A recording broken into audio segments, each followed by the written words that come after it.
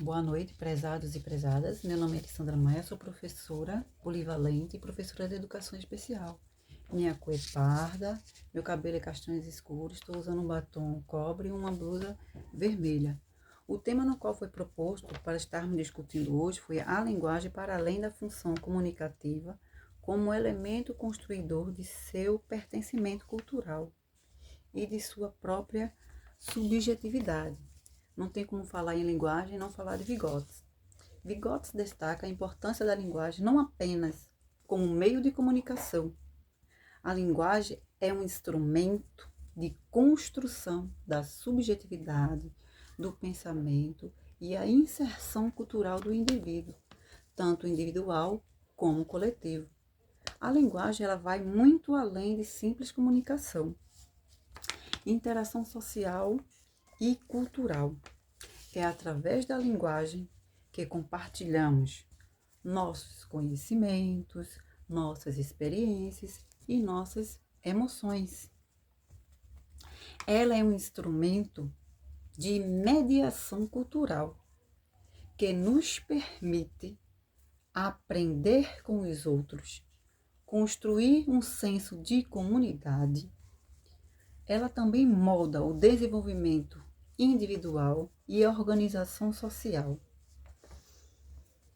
sendo fundamental para a construção de uma sociedade justa e inclusiva.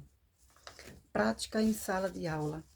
A minha prática em sala de aula foi com um aluno com com deficiência visual, onde utilizei um software de leitura, porque a proposta da aula foi a leitura de um texto. Então, eu queria também que ele participasse com os colegas, onde os alunos puderam interagir entre si para aprender uns com os outros, utilizando a experiência de cada um, como se fosse um signo. Os alunos eles foram desafiados a aprender, a desenvolver capacidades, habilidades, comunicação, colaboração e um senso crítico. A linguagem ela não é a única forma de comunicação.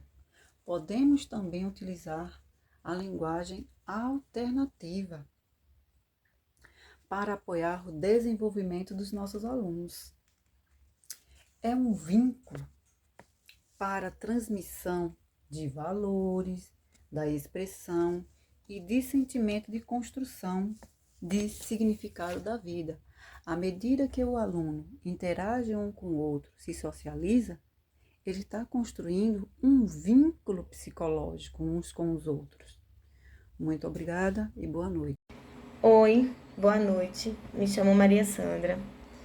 Sou uma mulher branca, de cabelos tamanho médio e cor castanho médio. E estou vestindo uma blusa preta e atrás de mim há uma parede branca.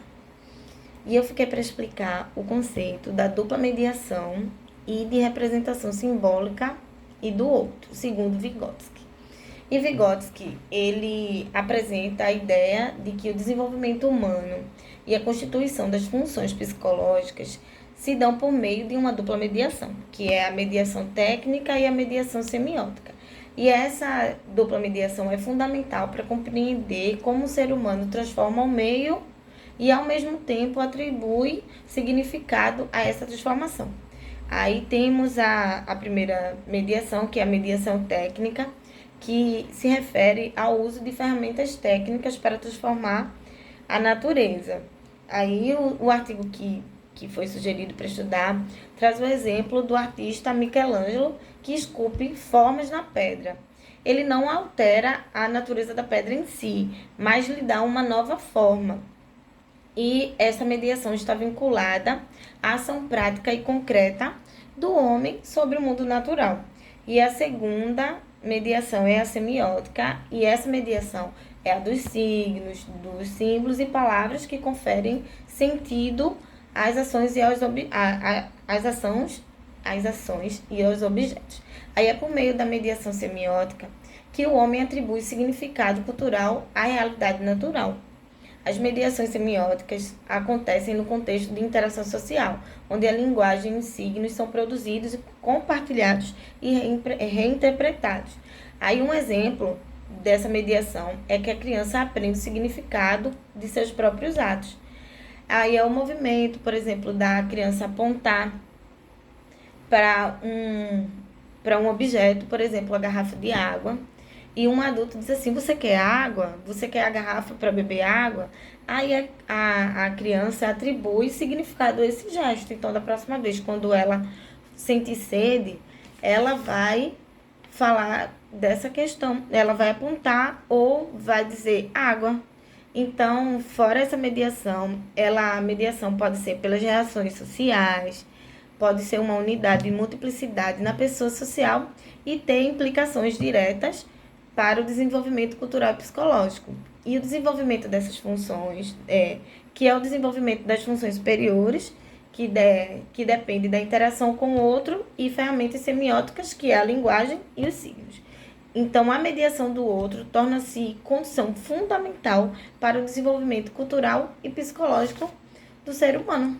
Então, em suma, a interação social e a mediação semiótica possibilitam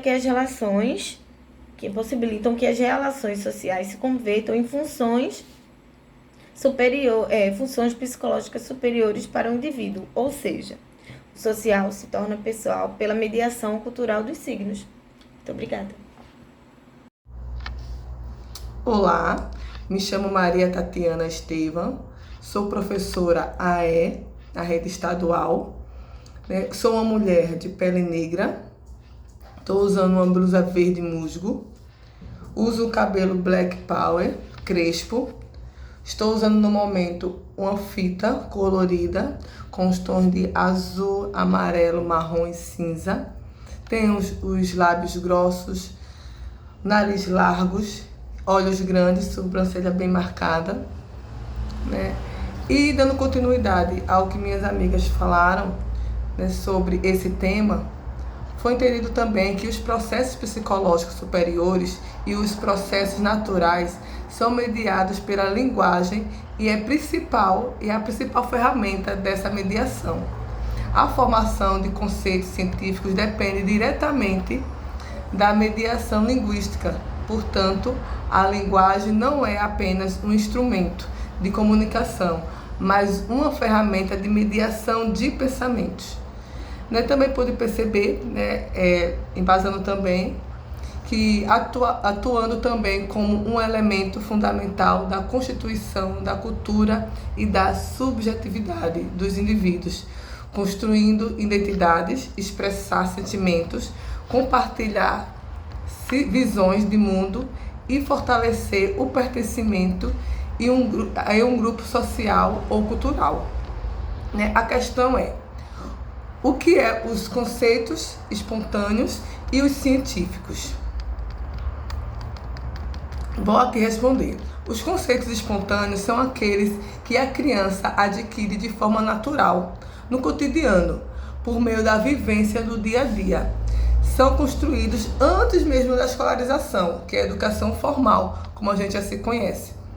Têm uma base concreta e são geralmente ligados a um contexto imediato da criança. Por exemplo, ela chega na escola sabendo que a água é molhada, sabendo que o fogo queima, sabendo que o céu é azul.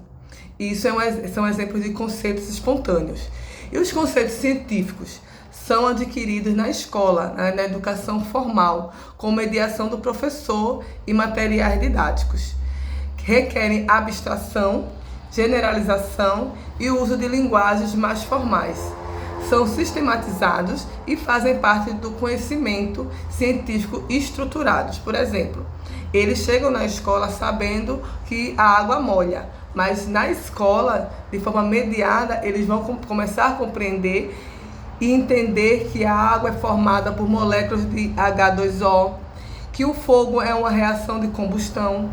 Isso é exemplos de conceitos científicos. Segundo Vygotsky, os conceitos espontâneos e científicos, eles se influenciam, se interligam, mutualmente. Os conceitos científicos ajudam a organizar e aprofundar os conceitos espontâneos, E os conceitos espontâneos favorecem a base experiencial e concreta para a compreensão dos conceitos científicos.